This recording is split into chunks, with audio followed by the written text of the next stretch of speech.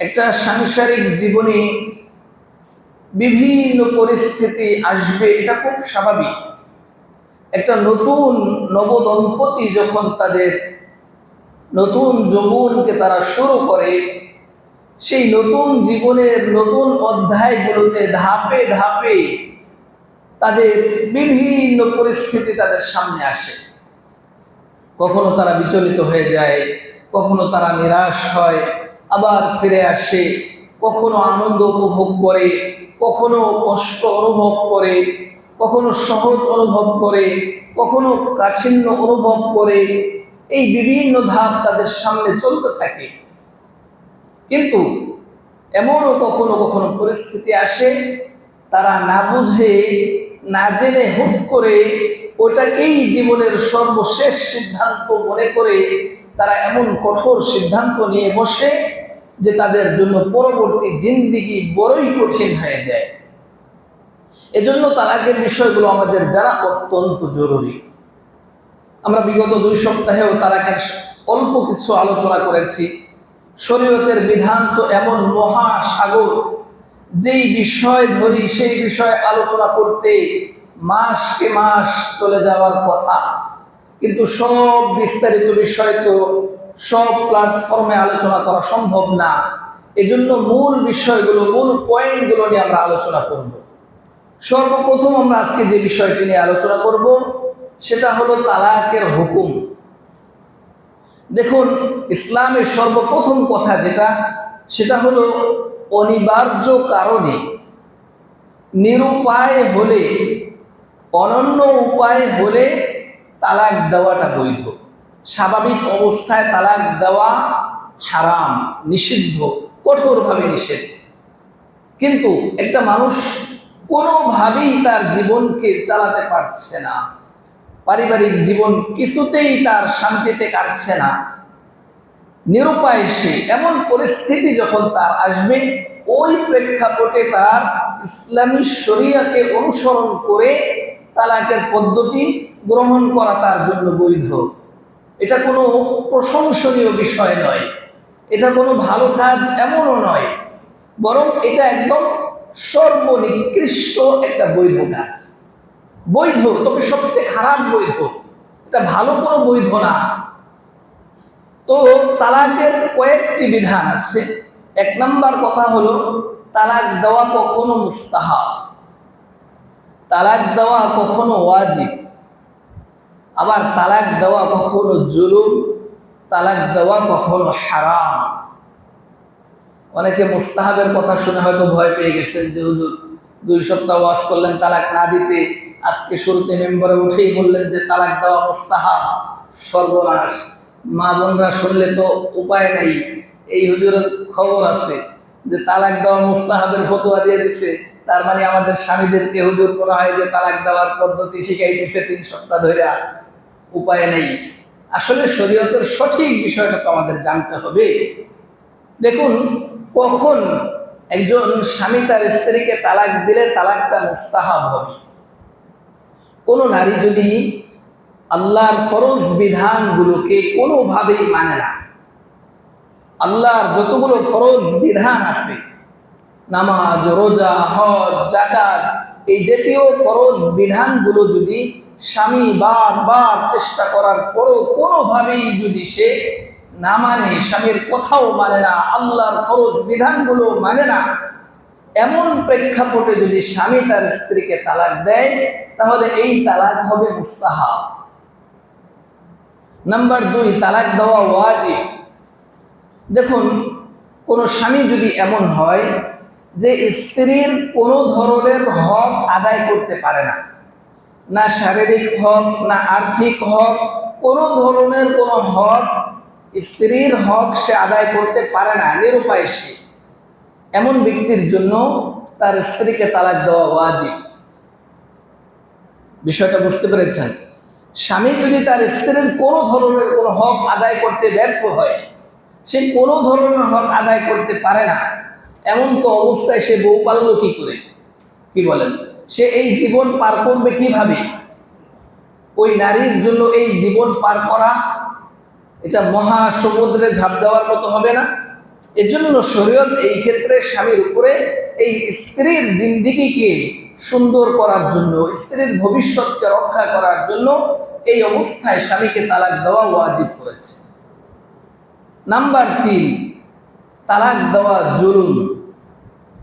স্ত্রী যদি স্বামীর আনুগত্য করে, আল্লাহর বিধান মানে, এমন পরিস্থিতিতে কোনো কারণ নেই, এই কারণে যদি, এই অবস্থায় যদি স্বামী স্ত্রীকে তালাক দেয়, এটা হবে জুলুম। দেখুন আমাদের সমাজে অনেক সময় এমন হয় যে স্ত্রীর সাথে শাশুড়ির বনিবনা হয় না, স্ত্রীর সাথে শ্বশুরের বনিবনা হয় না, কোনো কারণে। একটা সামাজিক জীবনে বিভিন্ন কারণ থাকতে পারে, অনেক সময় শ্বশুরেরও দোষ থাকতে পারে, অনেক সময় স্ত্রীরও দোষ থাকতে পারে, বিভিন্ন কারণে। কিন্তু অনেক সময় শ্বশুর বাধ্য করে ছেলেকে দিয়ে স্ত্রীকে তালাক দেয়। কি বলেন, হয় না এরকম ঘটনা? শ্বশুর বলে দিছে, তুই যদি আমার পোলা হয়ে থাকস তাইলে তোর বউকে তালাক দে, যা লাগে আমি দিই। কি বলেন, এমন ঘটনা ঘটে কি ঘটে না? অথচ স্ত্রী যদি স্বামীর আনুগত্যশীল হয়, আল্লাহর বিধান যদি মানে, তাহলে এই ধরনের তালাক দেওয়া জুলুম হবে, অন্যায় হবে, নিতান্তই খারাপ কাজ হবে। 4 নাম্বার, কয়েকটি অবস্থায় স্ত্রীকে তালাক দেওয়া হারাম হবে, সম্পূর্ণ নিষিদ্ধ। 1 নাম্বার হলো, আমরা বিগত সপ্তাহগুলোতেও আলোচনা করেছিলাম যে হায়েজ অবস্থায় যদি স্ত্রীকে তালাক দেয়, এই তালাকটা হারাম হবে। যেই তুহুরে, পবিত্রতার সময়ে শারীরিক সম্পর্ক হয়েছে, ওই সময় তালাক দেওয়াটাও তালাকে হারাম হবে। তো এই অবস্থাগুলোতে তালাক যদি দিয়ে দেয়, তালাক কার্যকর হয়ে যাবে। 1 শব্দে 3 তালাক যদি কেউ দেয়, এটাও হারাম হবে। 1 শব্দে 3 তালাক দিয়ে দিলে এটা হারাম হবে। এখন কথা হলো, এই ধরনের তালাক দেওয়া তো হারাম, কিন্তু তালাক দিলে তালাক কার্যকর হবে কি হবে না, বিষয়টা একটু ভালো করে বুঝতে হবে। একসাথে 1 শব্দে 3 তালাক দেওয়া, একসাথে 3 তালাক দেওয়া হারাম। বাকি কথা হলো, তালাক যদি দিয়ে দেয় তাহলে তালাক কার্যকর হয়ে যাবে।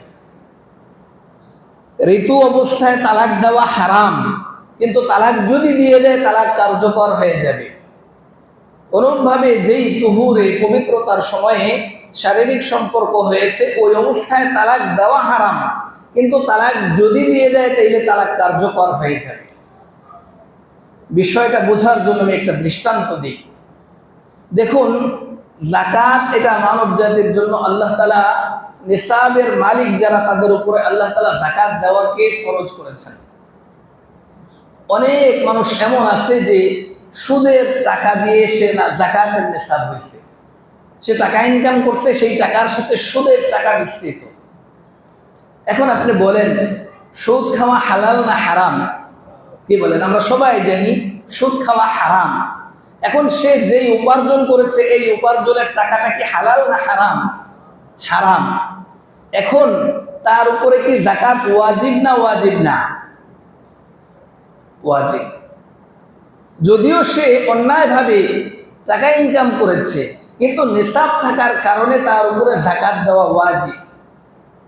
বলবেন, হুজুর কি বিপদে ফালাইলেন, আপনারা এই ফতোয়া দেন যে সুদ খাওয়া হারাম, আবার সুদের টাকা থেকে যাকাত দিতে বলেন, এটা কেমন কথা? আচ্ছা, এই প্রশ্নটা আপনাদেরকে একটু পরে বলি। আচ্ছা দেখুন তো, আমাদের দেশে যারাই যাকাতের নিসাব, অর্থ সম্পদের মালিক, হাজার কোটি টাকার মালিক যত মানুষ আছে, সবার কোনো না কোনো সুদি লেনদেনের সাথে জড়িত আছে না নাই? কি বলেন, আছে না? ব্যাংকিং লেনদেন আছে না নাই? এরপরে বিভিন্নভাবে ঋণ উত্তোলন করা, লোন উঠানো, এই জাতীয় কাজ করা ছাড়া তো ব্যবসায়ীরা চলতেই পারে না। কি বলেন, এমন না বিষয়টা? তার মানে সবার অর্থের সাথে কেমন যেন হারামের একটা সংমিশ্রণ, সুদের একটা সংমিশ্রণ অবশ্যই আছে। ইল্লা মাশাআল্লাহ, অল্প কিছু ব্যতীত, দিনদার কিছু মানুষ ব্যতীত। তাহলে একটা সমাজের 100 ভাগ মানুষের উপরে যাকাত যদি ওয়াজিব হয়, তার মধ্যে দেখা যায় 99 বা 98% মানুষের অর্থের সাথে সুদ মিশ্রিত। এখন যদি আপনি বলেন যে সুদের টাকা ইনকাম করলে যাকাত দেওয়া হবে না, শরীয়তের বিধান যদি এমন হতো, তাহলে সমাজে শতকরা কয় পার্সেন্ট মানুষ যাকাত দিত? 1%, সর্বোচ্চ 2%। এখন 2% যাকাত দিলে গরিবের অবস্থা হতো কি? কি বলেন? একটা সমাজের ভিতরে শতকরা 2% মানুষ যদি যাকাত দেয়, তাহলে এই 98% মানুষের অবস্থা হবে কি? তাহলে এই গরিব শ্রেণীর অবস্থা হবে কি? যাকাতের মূল উদ্দেশ্য তো গরিবকে সহায়তা করা। এখন আমি সুদ খাই বলে যদি আমার উপরে যাকাত ওয়াজিব না হয়, তাইলে তো সবাই এই পদ্ধতি অবলম্বন করবে যে টাকা কামাইতে হইলে সুদ খামু আর যাকাত 1 টাকাও দেওয়া লাগবে না। কি বলেন? এই পদ্ধতি অবলম্বন করবে না করবে না? সবাই চিন্তা করবে সুদ একটু লাগাই দেই, মাপ চাই নেবো মরার আগ দিয়া। কি বলেন? সবাই চিন্তা করবে যে মরার আগ দিয়ে আল্লাহর কাছে এমন তওবা করব, আর বাকি সারা জীবনে কোনোদিন যাকাত দেওয়া লাগবে না, টাকা পয়সা খরচ করা লাগবে না, খালি কামামু আর বড় হমু, আঙ্গুল ফুলা কলা গাছ কিভাবে হওয়া যায় সেই পদ্ধতি আমাদের জানা আছে। সবাই যাকাত থেকে বিরত থাকবে। এজন্য শরীয়তের বিধান হলো টাকা আপনি যেভাবেই কামান, অন্যায়ভাবে যদি কামান, অন্যায়ভাবে কামানো হারাম, কিন্তু কামানোর পরে আপনার যদি অর্থ থাকে, নিসাব থাকে, তাহলে আপনার যাকাত অবশ্যই দিতে হবে। তো এখানেও কথাটা ঠিক এমন, শরীয়তে একসাথে 3 তালাক দেওয়াকে হারাম করেছে, ঋতু অবস্থায় তালাক দেওয়াকে হারাম করেছে, তুহুর অবস্থায় শারীরিক সম্পর্ক হওয়ার পরে তালাক দেওয়াকে হারাম করেছে। কিন্তু তালাক যদি দিয়ে দেয়, তাহলে তালাক কার্যকর হয়ে যাবে। তো এজন্য আমাদের এই পদ্ধতিগুলো অবলম্বন করা থেকে আমাদেরকে খুবই সতর্ক থাকতে হবে। তাহলে আশা করি বিষয়টা বুঝে আসছে যে এই অবস্থাগুলোতে আমরা কখনোই এই ধরনের সিদ্ধান্তের দিকে আমরা যাব না। এবার আসি তালাকের প্রকার এবং তার হুকুম। দেখুন, তালাক 3 প্রকার। 1 নম্বর প্রকার হলো আহসানুত তালাক, 2 নম্বর প্রকার হলো হুসনুত তালাক, 3 নম্বর প্রকার হলো বিদআ। 1 নম্বর পদ্ধতি হলো তালাক দিতে ইসলাম কখনোই উৎসাহিত করেননি, কিন্তু অনিবার্য কারণে তালাক যদি দিতে হয়, তাহলে সবচেয়ে সুন্দর পদ্ধতিতে ইসলামী রীতি অনুযায়ী দিতে হয়। সবচেয়ে সুন্দর যেই পদ্ধতি, সেই পদ্ধতিকে ইসলাম বলেছে আহসান তালাক, সবচেয়ে উত্তম পদ্ধতির তালাক। সেটা কিভাবে? সেটা হলো স্ত্রীর পবিত্র অবস্থায়, যখন শারীরিক সম্পর্ক হয়নি, এমন পবিত্র অবস্থায় স্ত্রীকে 1 তালাক দিয়ে দেওয়া। তাহলে তার যদি ইদ্যত শেষ হয়ে যায়, তাহলে 1 তালাকে বাঈন হয়ে যাবে, অর্থাৎ তাদের বিবাহ সম্পর্ক সাময়িকভাবে স্থগিত হয়ে যাবে। এখন কথা হলো, 1 তালাকে বাঈন হয়ে যাওয়ার পরে স্বামী যদি চায় যে এই স্ত্রীর সাথে আবার ঘর সংসার করবে, তাহলেও তার অবকাশ আছে। নতুন করে বিবাহ করলেই আবার নতুন করে ঘর সংসার করতে পারবে। তাহলে 1 তালাকে বাঈনের বিধান হলো, যদি কেউ 1 তালাকে বাঈন ঘটে যায় স্ত্রীর সাথে, তাহলে পরবর্তীতে সে যদি আবার নতুন করে সিদ্ধান্ত চেঞ্জ করে যদি আবার চায় যে সে এই স্ত্রীর সাথে ঘর সংসার করবে, তাহলে 1 তালাকে বাঈন হওয়ার পরে নতুন করে বিবাহ করলেই সে আবার এই স্ত্রীর সাথে ঘর সংসার করতে পারবে। 2 নম্বর হলো হাসান তালাক। হাসান তালাক বলা হয় 3 তুহুরে 3 তালাক দিয়ে দেওয়া। এখন স্ত্রী তুহুর পবিত্র অবস্থায় আছে, হায়েদ অবস্থায় নয়, পবিত্র অবস্থায় আছে, শারীরিক সম্পর্ক হয়নি, এমন অবস্থায় 1 তালাক দিবে। আবার দ্বিতীয়বার হায়েদ হওয়ার পরে আবার যখন তুহুর হবে, দ্বিতীয় তুহুরে আবার 1 তালাক দিবে। আবার তৃতীয়বার ঋতু হওয়ার পরে আবার যখন পবিত্র হবে, শারীরিক সম্পর্ক না করে তৃতীয় তুহুরে 3য় তালাক দিয়ে দিবে, 3 তুহুরে 3 তালাক দিয়ে দিবে। এটা হলো হাসান তালাক, 2 নম্বর। এখন এই 2 নম্বর তালাক যদি কেউ দিয়ে দেয়, তার হুকুম হলো, সে যেহেতু 3 তুহুরে 3 তালাক দিয়েছে, 3 তালাক দেওয়ার পরে ইদ্যত শেষ হওয়ার পরে তাদের বৈবাহিক সম্পর্ক একদম শেষ হয়ে যাবে। তাদের বৈবাহিক সম্পর্ক যদি আবার পুনরুস্থাপন করতে চায় তাহলে পদ্ধতি একটাই, সেটা হলো অন্য কোনো স্বামীর সাথে যদি নতুন করে বিবাহ হয়, দ্বিতীয় স্বামীর সাথে যদি বিবাহ হয় এবং ঘটনাক্রমে কোনো কারণে যদি দ্বিতীয় স্বামীও তাকে তালাক দেয় এবং সেই স্বামী তালাকের পরে ইদ্যত পালন করার পরে যদি সে চায় যে আবার পূর্বের স্বামীর কাছে ফিরে আসবে, তাহলে নতুন করে আবার পূর্বের স্বামীর সাথে নতুন করে বিবাহ করে আবার ঘর সংসার করতে পারবে। এটা হলো হাসান তালাক। 3 নম্বর তালাক হলো তালাকে বিদআ, ওই যে যেটা একটু আগে বলেছে হারাম তালাক, এক শব্দে 3 তালাক দিয়ে দেওয়া। এক শব্দে 3 তালাক দিয়ে দিলে তালাক কার্যকর হয়ে যাবে এবং বৈবাহিক সম্পর্ক সম্পূর্ণ হারাম হয়ে যাবে। নতুন করে যদি তার সাথে ঘর সংসার করতে চায় কোনো অবকাশ নেই, একটাই অবকাশ, সেটা হলো অন্য কোথাও বিবাহ হতে হবে। বিবাহ হওয়ার পরে কোনো কারণে যদি তাদের তালাক হয়, এরপরে ইদ্যত পালন শেষে যদি সে চায় যে পূর্বের স্বামীর কাছে ফিরে আসবে, তাহলে সে পূর্বের স্বামীর কাছে নতুন করে বিবাহ করে ফিরে আসতে পারবে। তাহলে এই 3 প্রকার হলো তালাক এবং এই 3 প্রকার তালাকের বিধান। এবার আমরা আসি কোন কোন শব্দ দ্বারা তালাক দেওয়া যায়। দেখুন, তালাকের 2 ধরনের শব্দ আছে। এক ধরনের শব্দ হলো স্পষ্ট শব্দ, আর এক ধরনের শব্দ হলো অস্পষ্ট শব্দ। স্পষ্ট শব্দ দ্বারা তালাক দিলেও তালাক হয়, অস্পষ্ট শব্দ দ্বারা তালাক দিলেও তালাক হয়। তাহলে স্পষ্ট শব্দ কি কি? যেমন কেউ তার স্ত্রীকে বলল যে তুমি আমার জন্য হারাম, আমি তোমাকে তালাক দিলাম, তুমি আমার ঘর থেকে এখনই বের হয়ে যাও, তোমাকে আমি তালাক দিলাম। এই ধরনের পরিষ্কার শব্দ যদি বলে, তখন এটা হলো সরিহ শব্দ, স্পষ্ট শব্দ। এই শব্দ বলে যদি কোনো স্ত্রীকে তালাক দেয় তাহলে সরাসরি তালাক হয়ে যাবে। আর কিছু শব্দ আছে যেটা অস্পষ্ট শব্দ, যেমন বলল তুমি আমার উপরে হারাম, তালাকের আলোচনা চলতেছে, এই মুহূর্তে বলল যে তুই আমার ঘর থেকে বের হ, মানে উদ্দেশ্য হলো তালাক। বলল যে তুমি আমার ঘরকে খালি করে দাও, মানে হলো তালাকের আলোচনা চলতেছে, ভিতরে নিয়ত হলো তালাক, কিন্তু শব্দ বলছে তুই আমার ঘর খালি করে দে আজকে থেকে। তো নিয়ত ভিতরে ভিতরে তার সাথে আর সংসার করব না, তালাক, এটা হলো মনে নিয়ত। তো এই ধরনের অস্পষ্ট শব্দ ব্যবহার করলেও তালাক হয়ে যায়, এক তালাকে রজাই হয়। তাহলে এই 2 ধরনের শব্দ, একটা হলো স্পষ্ট শব্দ দিয়েও তালাক হয়, আর একটা হলো অস্পষ্ট শব্দ দিয়েও তালাক হয়। দেখুন, তালাকের শব্দ আবার 2 ধরনের। কিছু স্বাভাবিক শব্দ আছে, সেই শব্দ দিয়ে তালাক দিলে তালাকে রজাই হয়। তালাকে রজাই বলা হয় এমন তালাককে যেই তালাক দেওয়ার পরে আবার নতুন করে ঘর সংসার করার অবকাশ আছে। আমরা যেমন বললাম যে আহসান তালাক, যেটা যে এক তুহরে 1 তালাক দিয়ে দেওয়া। তো 1 তালাক দিয়ে দেওয়ার পরে স্বামী যদি চায়, বাইন শব্দ ব্যবহার করবে না, শুধু শব্দ বলবে যে তোমাকে 1 তালাক দিলাম, কথার কথা।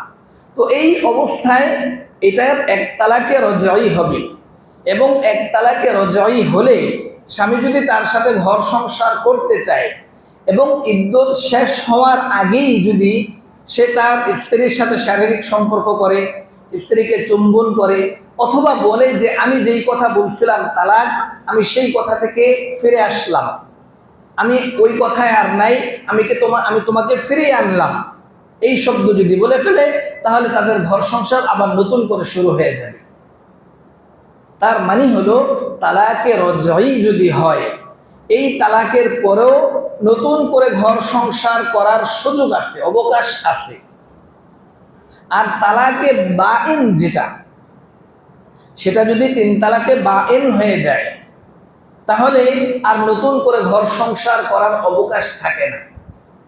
এজন্য অনুরোধ থাকবে, রাগ যত উঠুক না কেন, যত রাগেই উঠুক, আমরা একটা প্রতিজ্ঞা করে নিব, সেটা হলো তালাকের সিদ্ধান্ত কখনো রাগের মাথায় নিব না। কি বলেন, রাজি আছেন? সবাই রাজি? রাগ যত হোক, অন্য যা করার করব, কিন্তু তালাকের মতো শব্দ মুখে আনবো না।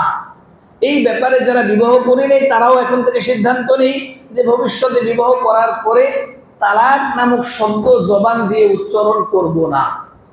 এই শব্দ যেন কখনোই আমাদের জবান থেকে বের না হয়। শয়তান কিন্তু খুব চেষ্টা করবে, বিভিন্নভাবে চেষ্টা করবে। আমি সামনে বলবো যে অনিচ্ছাকৃত তালাক শব্দ মুখ দিয়ে বের হয়ে গেলেও অনেক সময় তালাক হয়ে যায়। ভয়াবহ শব্দ এটা, খুবই খতরনাক শব্দ। মদ খেয়ে আসছে, মাথায় পাগলামি, মাথায় পাগলামি সেন্স আছে কিন্তু পাগলামি টাইপ অবস্থা, ওই সময় তালাক দিলেও অনেক সময় তালাক হয়ে যায়। ওই সময় তালাক দিলেও অনেক সময় তালাক হয়ে যায়। তাহলে তালাক শব্দটা অত্যন্ত স্পর্শকাতর, অত্যন্ত স্পর্শকাতর। ওই যে বললাম, অস্পষ্ট শব্দ দিয়ে বললেও তালাক হয়ে যায়। এজন্য এই ব্যাপারে আমাদের প্রধান সিদ্ধান্ত হবে যে আমরা এই ধরনের সিদ্ধান্ত কখনোই রাগের মাথায় নেব না। জানবো, বুঝবো, চেষ্টা করব সমাধান করার। সর্বশেষ যদি মনে হয় যে না আর কিছুতেই সম্ভব না, এরপরে কোনো আলেমের সাথে আলোচনা করে এরপরে ঠান্ডা মাথায় জেনে বুঝে পরে সিদ্ধান্ত নিব। কিন্তু না জেনে না বুঝে হুট করে রাগ উঠছে মাথায়, আর এই বলে দিলাম। শুধু এমন হয় যে শুধু এক তালাক দিলে তো অবকাশ থাকে, কিন্তু তালাক এমন ভাবে দেয় যে তোরে তালাক, তোর 14 গোষ্ঠী তালাক, যা আছে মুখে জবানে যা আছে সব বলতে থাকে। আচ্ছা ভাই, এই যে বললেন আপনি, একটু পরেই আবার আফসোস করা শুরু করেন, হায় করলাম কি, হায় বললাম কি, এখন কি হবে, আমার কি হবে, তোমার কি হবে, সন্তানের কি হবে। এবার দিশেহারা পাগলের মতো ঘোরেন। আচ্ছা, এই দিশেহারার পাগল না হইয়া যদি আমি এই মাসআলাটা যাই না, একটু ঠান্ডা মাথায় সিদ্ধান্তটা নিতাম, তাহলে কি আমার এই দশা হইতো? এবার আইসা বলেন যে হুজুর ব্যবস্থা করে দেন, হুজুর একটু হালাল করে দেন, হুজুর এইভাবে করেন। আচ্ছা, হুজুরের কোনো অবকাশ আছে হারামকে হালাল করার? হুজুরের যত বড় হুজুরই হোক না কেন, পৃথিবীর শ্রেষ্ঠ হুজুরও যদি হয়, তাহলে কোনো হারামকে হালাল করতে পারবে? পারবে না। আপনি মনে করলেন যে আমগো মসজিদের ইমাম সাহেব আমাদের সাথে গভীর সম্পর্ক, তো হুজুরকে বললে মনে হয় হুজুর কোনো পদ্ধতি অবশ্যই আমারে বলে দিব।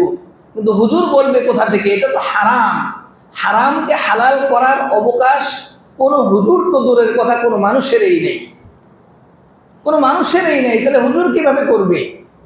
এখন আমাকে আগে থেকেই ভাবতে হবে, আগে থেকেই চিন্তা করতে হবে যে আমি কি এমন কাজ করব যে কাজ করার পরে আমার আর কোনো পথ খোলা থাকবে না।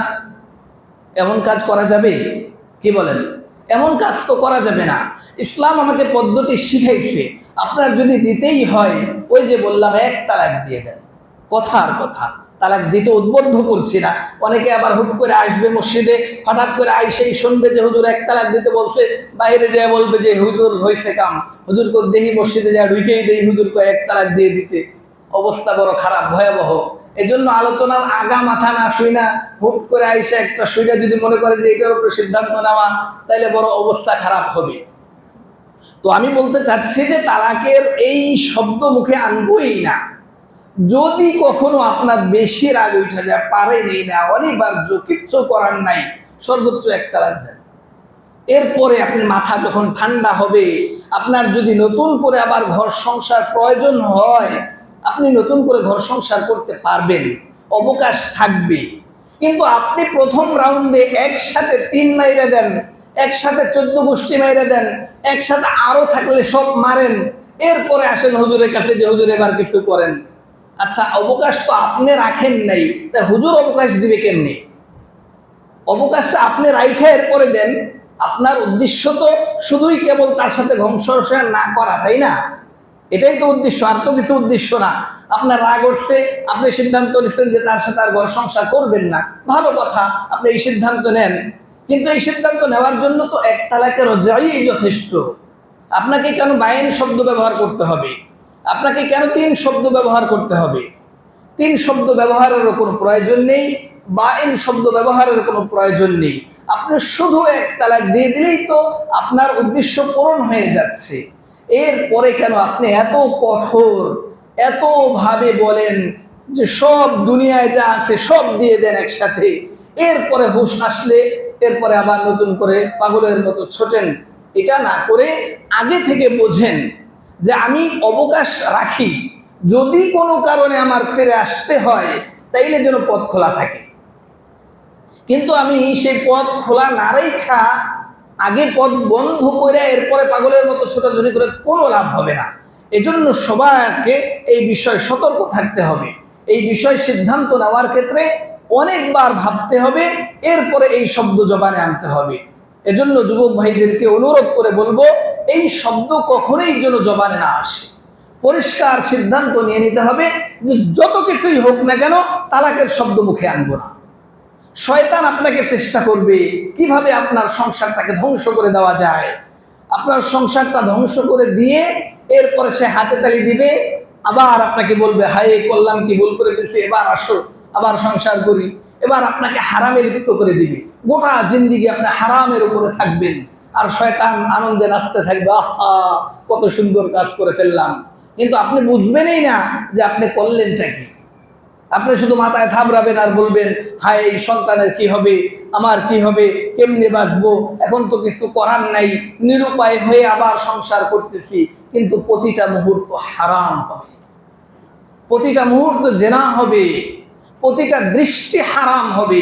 একটা মানুষের সাংসারিক জীবনে কতটা সময় ব্যয় করবেন, মৃত্যুর আগ পর্যন্ত সময় ব্যয় করবেন, কত সেকেন্ড আপনার যাবে, প্রতিটা সেকেন্ড যদি আপনার হারাম হয় তাইলে আপনি নেকি যতই করেন না কেন, নামাজ তো আর দিন ভরে পড়বেন না, পড়বেন, রোজা সারা বছর রাখবেন, যাকাত সারা বছর দিবেন, তাহলে আপনার নেকি কি ওই গুনার সমপরিমাণ হবে না গুনাহ অনেক বেশি হয়ে যাবে? গুনাহ হাজার গুণ বেশি হয়ে যাবে।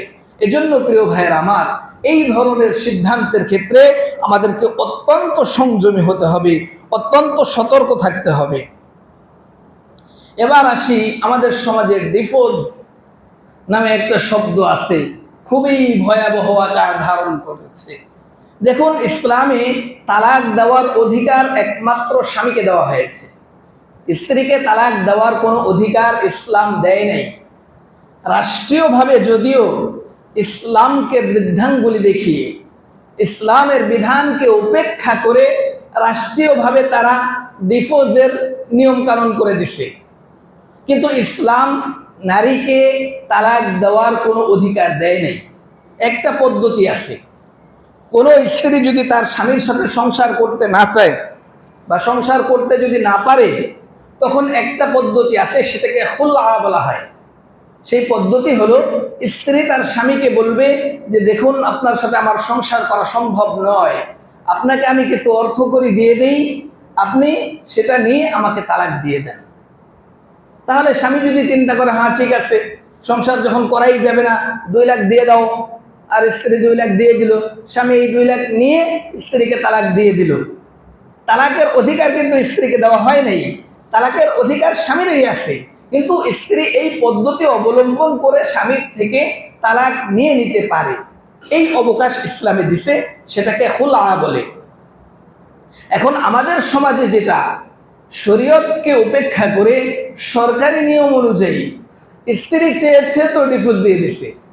নারীদের মাথা তো এমনি একটু দুর্বল, আল্লাহ তাআলা বলছেন, হাদিসের মধ্যেও আছে, হুন্না নাকিসাতুল আকলি, তাদের মেধা, তাদের বিবেক একটু দুর্বল। পুরুষের বিবেককে আল্লাহ তাআলা মজবুত করে দিয়েছেন, শক্তিশালী করে দিয়েছেন। এজন্য অনেক বিধান পুরুষকে অগ্রাধিকার দেওয়া হয়েছে ইসলামে। কারণ ওই যে নারীরা দুর্বল, নারীরা যখনই কোনো সমস্যা দেখবে হুট করে বলবে যে আর না, শেষ।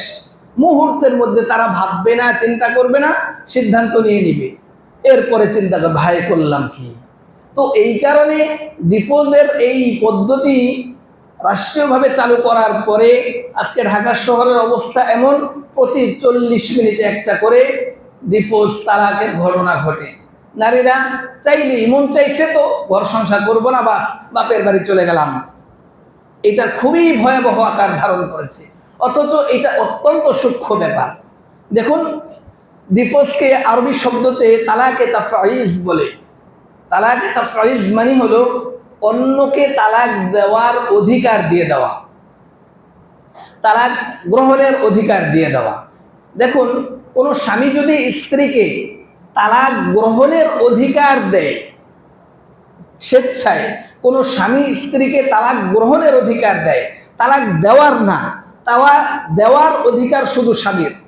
কিন্তু স্ত্রীকে যদি বিয়ের পরে কোনো স্বামী এই অধিকার দিয়ে দেয় যে তুমি চাইলে তোমার উপরে তালাক নিয়ে নিতে পারো, তালাক গ্রহণ করতে পারো, সেক্ষেত্রে স্ত্রী যদি নিজের উপরে তালাককে গ্রহণ করে নেয় তাহলে সেটা হয় ডিভোর্স। কিন্তু আমাদের দেশের যে প্রচলিত পদ্ধতি, এই পদ্ধতিতে আসলে অধিকাংশ ক্ষেত্রে ডিভোর্স হয় না। স্বামী স্ত্রীর শরীয়তের দৃষ্টিতে বৈবাহিক সম্পর্ক বিচ্ছিন্ন হয় না।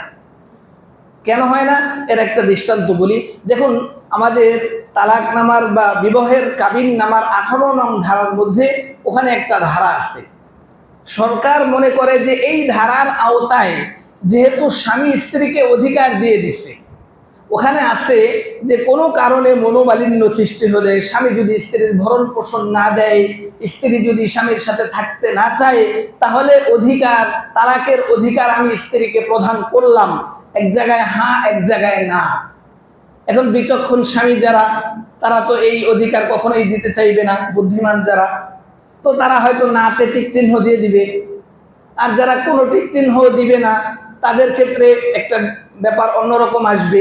এখন দেখুন, এখানে হয় কি, যারা কাজী সাহেব আমাদেরকে জিজ্ঞেসও করে না, ভালো মন্দও বলে না, আমাকে ওই পৃষ্ঠাটা পড়তেও দেয় না, শুধু বলে যে আপনি সাইন করেন।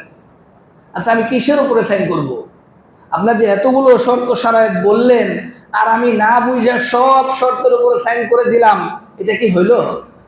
এটা কাজী সাহেবের জন্য অবিচার, অন্যায়। এটা কাজী সাহেবের চূড়ান্ত ভুল সিদ্ধান্ত। আমি আমার সিদ্ধান্ত নিব, আমি জানবো না, বুঝবো না, কিন্তু আমি সিদ্ধান্তের উপরে স্বাক্ষর করে দেব। এটা কেমন কথা? এটা বড়ই অন্যায়।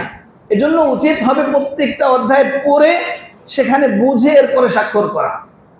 অন্তত পক্ষে 18 নং ধারা, এটা বুঝে শুনে আপনার এখতিয়ার দিতে হবে। আপনি যদি স্বেচ্ছায় স্ত্রীকে এখতিয়ার দেন, এবং এই এখতিয়ারটা দিতে হবে সরা হওয়ার পরে, বিবাহ হওয়ার পরে। বিবাহ হওয়ার আগে দিলে চলবে না। এখন আপনি বলেন, বিবাহই হয় নাই, আপনি স্ত্রীকে তালাক গ্রহণের অধিকার দিতে পারেন? কথায় কথায় একটা জমির বায়নাও করেন নাই, আপনি কিছুই করেন নাই। আপনি বাড়ি কিনবেন, মনে মনে আশা করছেন, কালকে থেকে যায় বাড়ির ভাড়া উঠাইতে পারবেন? কি বলেন? মনে মনে আশা করে পরের দিন যায় ভাড়া উঠাবেন, এলাকার লোকজন ধরে ইচ্ছা মতো বাটা দিবে যে বেটা মনে মনে নিয়ত করে আইছো তুমি, আর তুমি ভাড়া উঠাইতে শুরু করে দিছো। তো আপনি তো বিয়েই করেন নাই এখনো, তাহলে অধিকার মেয়েকে কেমনি দিবেন? তো বিয়ের আগেই অনেক সময় কাবিন হয়, বিয়ের আগে কাবিন হয়ে এরপরে ওই যে ওখানে টিক চিহ্ন দিয়ে দেয়, মনে করে যে আমি তো অধিকার দিয়ে দিচ্ছি, সরকার মনে করে যে অধিকার দিয়ে দেওয়া হয়ে গেছে। কিন্তু অধিকাংশ ক্ষেত্রেই আসলে স্বামীর অধিকার প্রয়োগ হয় না, অধিকার দেওয়া হয় না। আর স্ত্রীরা ডিভোর্স দিয়ে দেয়, মনে করে ওই যে 18 নং ধারায় অধিকার দিয়ে দেওয়া হয়েছে, অতএব বিচ্ছিন্ন হয়ে গেছে। অথচ বিচ্ছিন্ন হয় না, আবার নতুন করে অন্য জায়গায় বিয়ে করে, অথচ সে অন্যের স্ত্রী, এখনো অন্যের স্ত্রী থাকা অবস্থায় অন্য ঘরে যায় সংসার করতেছে, প্রতিটা মুহূর্ত জেনার ভিতরে লিপ্ত হচ্ছে। তাহলে শরীয়তের এমন স্পর্শকাতর বিষয় না জেনে সিদ্ধান্ত নেওয়া খুবই ভয়াবহ অবস্থা এটা। এজন্য তালাকে তাফঈজ হলো স্ত্রীকে স্বামী যদি স্বেচ্ছায় বিবাহের পরে অধিকার দেয়, তুমি চাইলে তোমার উপরে তালাক গ্রহণ করতে পারবে, এটাকে বলে আসলে ডিভোর্স। কিন্তু আমাদের সামাজিক পদ্ধতি, রাষ্ট্রীয় পদ্ধতি, সেখানে এই আসল পদ্ধতি না। তবে এই জিনিসটা সবাই একটু জেনে রাখবেন, আপনারা যদি স্বেচ্ছায় অধিকার দেন, ওই যে 18 নং ধারায় হ্যাঁ লিখে দেন, তাহলে তারা যদি ডিভোর্স গ্রহণ করে তাইলে ডিভোর্স হবে। কিন্তু এছাড়া যদি আপনারা সেখানে অধিকার না দেন, তাহলে স্ত্রীরা যদি আপনাদের 1012 ডিভোর্স দেয়, সেই ডিভোর্স কার্যকর হবে না। ইসলামী দৃষ্টিকোণ থেকে কার্যকর হবে না, রাষ্ট্রীয় দৃষ্টিকোণ থেকে হতে পারে। যাই হোক, বিষয়টা আশা করি বুঝতে পেরেছেন যে আমাদের সমাজে যেই ডিভোর্স নামের বিষয়টা আছে, এটা হলো স্বামীর এখতিয়ার। স্বামী যদি স্ত্রীকে তালাক গ্রহণের এখতিয়ার দেয়, এরপরে যদি স্ত্রী তার উপরে তালাক গ্রহণ করে, দেখুন তালাক গ্রহণের ক্ষেত্রেও পদ্ধতি ভুল করে। স্ত্রীরা ডিভোর্স দেয়, তারা মনে করে ডিভোর্স আর তালাক এক। স্বামী যেমন স্ত্রীকে তালাক দেয়, নারীরা মনে করে আমিও স্বামীকে ডিভোর্স দিলাম মানে তালাক দিলাম। আসলে তো এমন না, ডিভোর্স দেওয়ার কোনো বিধান নাই, আপনি গ্রহণ করার বিধান। আপনি যদি বলেন যে দিলাম তাইলে হয় নাই, আপনি যদি বলেন গ্রহণ করলাম তাইলে হয়েছে। এটা বোঝেই না, দিবি কেমনি? কি বলেন, এগুলো বুঝে এরা কেমনি বুঝবে? এরা বলে যে ডিভোর্স দিয়ে দিলাম, ডিভোর্স দিয়ে দিলে জীবনেও হবে না। বলতে হবে যে তালাক গ্রহণ করলাম, নিজের উপরে তালাক গ্রহণ করলাম। যদি তালাক গ্রহণ করে স্বামীও অধিকার দেয় তখন হবে, এছাড়া হবে না। তাহলে সামাজিক যে ডিভোর্স, এটা অত্যন্ত বড় একটা ব্যাধি, এটা অত্যন্ত দুঃখজনক একটা ব্যাপার। মানুষ না জেনে এই ধরনের কার্যকলাপে হাজারবার তারা প্র্যাকটিস করে যাচ্ছে। এবার আসুন, হিলা একটা শব্দ আমাদের সমাজে আছে, আমরা অনেকে এটাকে ভিন্নভাবে বুঝি। শরীয়ত একরকম আর আমরা বুঝি ভিন্ন রকম। দেখুন, হিলা বলতে আমরা যেটা বুঝি আসলে সেটা না। আমরা বুঝি হিলা অর্থ কোনো স্ত্রীকে মানে বৈধ করার জন্য, মানে একটা শর্ত সাপেক্ষে আরেকজনের কাছে বিয়ে দিয়ে দিই, যে ভাই তোমার কাছে বিয়ে দিলাম, তুমি আমাকে হালাল হওয়ার জন্য শুধু একদিন থাকবা, একদিন সংসার করে পরের দিন তুমি তালাক দিয়ে দিবা। বাস, আমরা মনে করি হিলা হয়ে গেছে, আমার জন্য এখন বিয়ে করলে বৈধ হয়ে গেল। আসলে এটাকে হিলা বলে না। হিলাতুন শাব্দিক অর্থ হলো কৌশল অবলম্বন করা। শরীয়তে বৈধ হিলা আছে। বৈধ হিলা হইল ওই যে 3 তালাক দেওয়া হয়ে গেছে, এরপরে যদি ভিন্ন কোনো স্বামী তাকে বিবাহ করে, এরপরে কোনো কারণে তালাক দেয়, এরপরে যদি সে বিবাহ করে, এটাকে বলে হিলা। এটা বৈধ হিলা, এটা বৈধ হিলা, এটা বৈধ। কিন্তু আমরা সামাজিকভাবে যেটাকে হিলা বলি আর বুঝি, এটা আসলে হিলাও না, এটা আসলে বৈধও হয় না। আমরা শর্ত সাপেক্ষে বলি যে ভাই তোমার কাছে বিয়ে দিলাম, তুমি একদিন সংসার কইরা এই বিনিময়ে তুমি একদিন সংসার করে দিবা, এরপরে তালাক দিয়ে দিবা। আসলে এই চুক্তিই সঠিক না। বিবাহের ক্ষেত্রে এই চুক্তি জায়েজ নেই, সম্পূর্ণ হারাম চুক্তি এটা। এই চুক্তিতে বিয়েই হবে না, এই চুক্তিতে হালালও হবে না, সম্পূর্ণ হারাম। আল্লাহ রাসূল হাদিসের মধ্যে বলেন, লাআনাল্লাহুল মুহাল্লিলা ওয়াল মুহাল্লা লাহু। আল্লাহ তাআলার অভিশাপ ওই ব্যক্তির উপরে যে হালাল করে এবং যার জন্য হালাল করা হয়। তাহলে এই বিষয়টা অত্যন্ত জঘন্য, আল্লাহ রাসূলের লানত তাদের উপরে। এজন্য এই হিলা পদ্ধতি কেউ কোনোভাবেই যেন আমরা অবলম্বন না করি, এবং এটাকে কোনো বৈধ পন্থা যেন মনে না করি। এটা কোনো বৈধ পন্থা নয়, এটা শরীয়ত সম্মত কোনো পন্থা নয়। অতএব এই বিষয়গুলো আমাদের জানতে হবে এবং জেনে বুঝে এরপরে আমাদেরকে আমল করতে হবে। আল্লাহ তাআলা আমাদেরকে তৌফিক দান করুন। আল্লাহ তাআলা শরীয়তের এই সূক্ষ্ম বিষয়গুলো আমাদেরকে জেনে এরপর আমল করার তৌফিক দান করুন। ওয়া আখিরু দাওয়া।